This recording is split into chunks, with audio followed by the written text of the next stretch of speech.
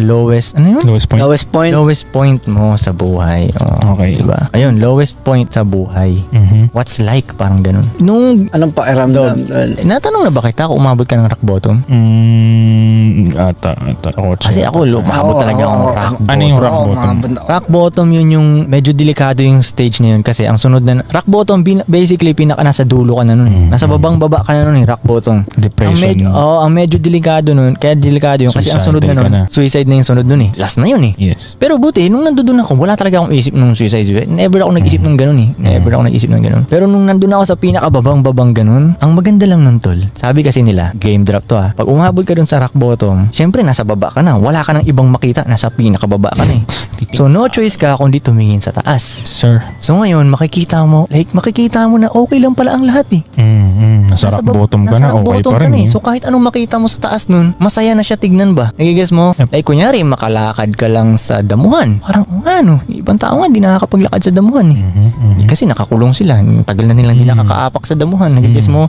So oh shit, may kaibigan pa pala ako. May ganito pa pala ako. Yun ang maganda. Pag na-reach mo yung rock bottom, makikita mo, marirealize mo kung ano, okay lang naman pala lahat Nagigess mo? Yun nga lang, delikado dahil yung ibang tao pag nasa rock bottom sila, sumusuicide sila, bumababa sila pa. Dapat di ka na bumaba pa dun mas baba pa sa baba yun Sa akin nakakatapang naman para sa akin. Pag nasa rock bottom ka. Ano ko yung rock bottom ko parang, shit. Lalo pag pinakinggan mo yung kanta ni Eminem na rock bottom, mas tatapangan ka talaga. May music.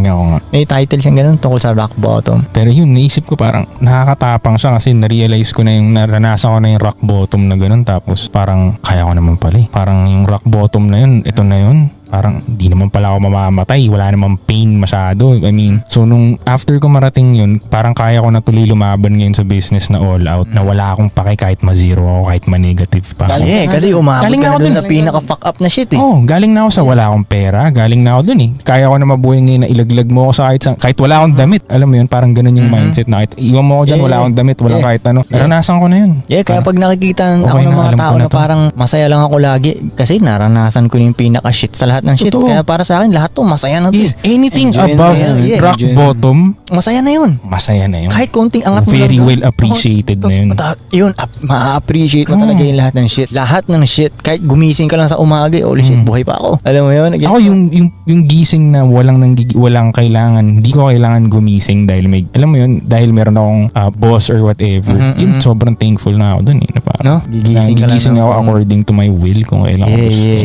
Pag nangyari nga dun, mas maaga pa ako nagising Life. Na-excite ka pag gumising nga sa totoo lang Mas maaga ka pag gumising pag ikaw na yung boss mo. Mas na-excite kang gumising. Unless yung mentality mo okay ka rin na employee kung masaya ka na ganun, masaya ka rin gigising for sure. Sa bagay. Pero di ba sa atin, para sa atin, di ba? Mas masaya tayo nang wala tayong ina-answer to na tao. Life. Walang alarm. Di ba? Pag galing ka ng rock bottom, di ba, syempre, may kailangan ka pang sundi, may boss ka. Yun sa akin, yun yung rock bottom ko. Ako na rock bottom nga ako tol nung wala akong boss Yung rock bottom ko nasa diskarte na ako nun. Nasa diskarte na ako nun tol. Ano lang. Pero, shit. Hindi nga nung nahalata nga ng mga taong yun Hindi nahalata nila dahil hindi ko pwedeng ipakita sa kanila Na-fuck up ako Dati dong, sa talaga ganun. Pero parang iniisip ko yun sila dudong Shit, kailangan din. Hindi ko pwedeng ipakita kala dudong tong ganito ako Siyempre, diba? Role model ako ng mga to. Hindi ko dapat pakita to. Ganun. Pero sa totoo lang kasi, kung yung rock bottom sinasabi natin, kung kukumpara mo sa mga ibang tao, walang-wala pa nga Naranasan nila ng rock bottom. Di ba? Yung kumbaga yung level natin ng rock bottom, sure ako na may mga tao pang mas malalang rock bottom dun. Kaya parang ako, tangina, mahina ka nila lang kung hindi mo kaya. Isipin mo yung taong grasa. Sa bagay. Taong grasa, buhay pa rin siya, naglalakad siya sa arawan and shit. So, ibig mo sabihin, mas malakas yung loob niya sa akin, hindi ako papayag nun. Di ba? So, kaya ko pang mas malupit na rock bottom. Parang ganun siya. Yun, pag naisip mo na meron pang mga taong mas maluba yung nararanasan sa'yo. Yun, maging feeling blessed ka nun Machicheck ka nun Yung iba nga nawalan ng pamilya sa loob ng isang araw. Yung lahat ng pamilya na sa loob ng isang araw lang Di ba, nai-guess mo? Kaya machicheck ka nun. Huwag kang dyan. Huwag kang hina-hina dyan para makukutongan ka na. Drama mo? Yung drama mo. Rock bottom ka bang nalaman dyan? Tumayo ka nga dyan. Damn dog, ang lalim.